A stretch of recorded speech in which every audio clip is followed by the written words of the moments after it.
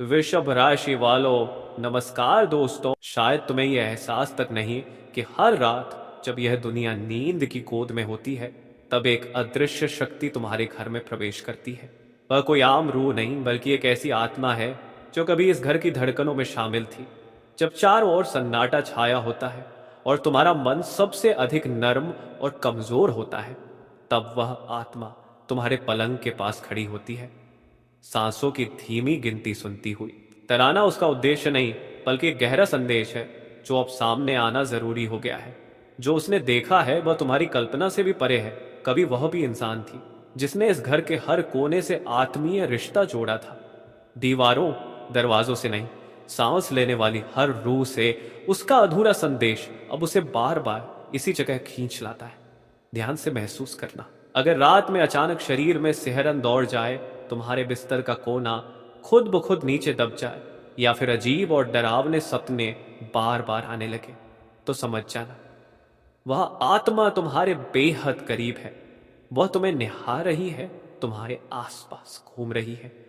और अगर अब तक तुम इन शब्दों को पढ़ते पढ़ते कांप चुके हो, तो यह केवल डर नहीं, उसका पहला इशारा है। अब यह वक्त है सजग होने का।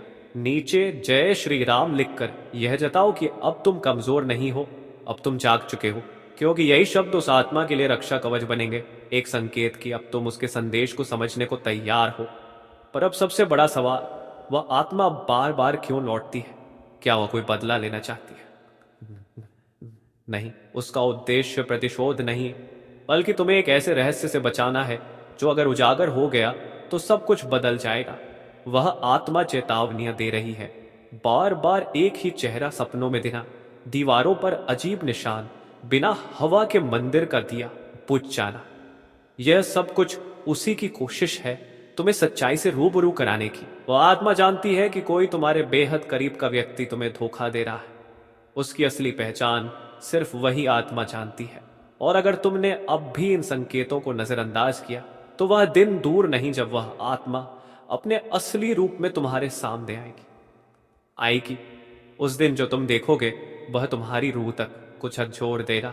तो इसे सिर्फ कहानी मत समझो, इसे गंभीरता से लो। अगर तुम सच में जाग चुके हो, तो नीचे जय श्री राम लिखो और दिखा दो कि अब तुम अंधेरे से डरते नहीं, बल्कि सच्चाई का सामना करने को तैयार हो। यह कहानी नहीं, यह एक चेतावनी है, एक आत्मा की पुकार जो अब और अनसुनी नहीं की जा सकती। अब जब तुम सच का साथ देने के लिए तैयार हो, तो ध्यान रखना, वह आत्मा हर रात तभी आती है जब पूरा घर गहरी नींद में डूब चुका होता है। उस वक्त हवा में एक अलग सी ठंडक फैल जाती है, एक ऐसी ठंडक जो हड्डियों तक महसूस होती है। और कभी कभी एक बहुत ही खास सी खुशबू, जैसे किसी पुराने मंदिर में यज्ञ के समय उठती हो, क्रूर, रहस्यमयी और कुछ कहने वाली। ये सब यूं ही नहीं होता। अगर तुमने ध्यान से महसूस किया हो, तो घर के किसी पुराने कोने में, किसी धूल में सनी चीज के पास एक अलग ही ऊर्जा बहती है। वही है उसका ठिकाना, उसकी मौजूदगी का केंद्र। अब वक्त है डर को पीछे छोड़ने का, क्योंकि आत्मा तुम्हें डराने नहीं, बल्कि तुम्हें उस खतरे से आगाह करने आई है जो अब तुम्हारे बेहद करीब है। वह आत्मा अब तक तुम्हें संकेतों के जरिए बुला रही थी, लेकिन अगर तुमने अब भी अनदेखी की, तो उसका अगला कदम और भी ज्यादा भयावह हो सकता है। इसलिए इसी पल एक निशान छोड़ो, इस वीडियो को सब्सक्राइब करो और नीचे जय श्री राम लिखकर उस आत्मा को यह भरोसा दो कि तुम अब तैयार हो उसका संदेश सुनने, समझने और उसका साथ देने के लिए। अगर आज रात तुम्हारे सपनों में कोई दरवाजा अपने आप खुल जाए, या कोई धीमी सी आवाज तुम्हारा नाम पुकारे, तो यह मत समझना कि यह संयोग है, यह उसी आत्मा का संदेश है। अब अगला कदम तुम्हें उठाना है। उस आवाज को अनसुना मत करना, शांत मन से एकांत में बैठो, इस वीडियो को पूरी तल्लीनता से देखो। अगर तुम्हारा दिल अब यह कहने लगा है कि यह कोई कहानी नहीं, बल्कि एक सच्ची चेतावनी है, तो यकीन मानो, तुम अब अकेले नहीं हो। वह आत्मा अब तुम्हारे साथ है, तुम्हें बचाने के लिए। लेकिन ध्यान रहे, यह रहस्य इतना गहरा है कि अगर इसकी पूरी सच्चाई सामने आ गई, तो शायद तुम्हें लगे जैसे जमीन ही खिसक गई हो, मगर यही सच तुम्हें बचा सकता है। यही आत्मा तुम्हारी रखवाली कर रही है। अब डरने का नहीं, समझने का समय है। और हाँ, इससे पहले कि वह आत्मा तुम्हारे सामने प्रकट हो, खुद को भीतर से शुद्ध करना जरूरी है, क्योंकि वह आत्मा सबसे पहले तुम्हारी भीतरी ऊर्जा को महसूस करती है।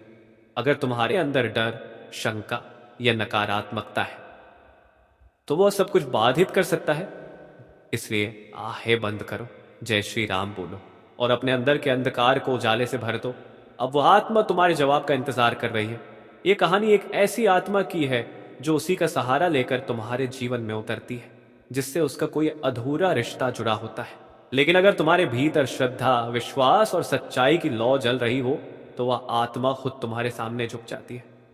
वह डर नहीं फैलाना चाहती, उसे बस मुक्ति चाहिए।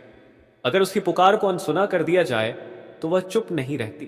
तुम सोच सकते हो कि इससे तुम्हारा क्या लेना देना, लेकिन आत्माएं वहीं जाती हैं जहां अधूरे रिश्ते या कोई पुराना बंधन उन्हें खींचता है। शायद कभी तुमने भी अनजाने में कुछ ऐसा किया हो जिससे वह आत्मा आहत हुई हो।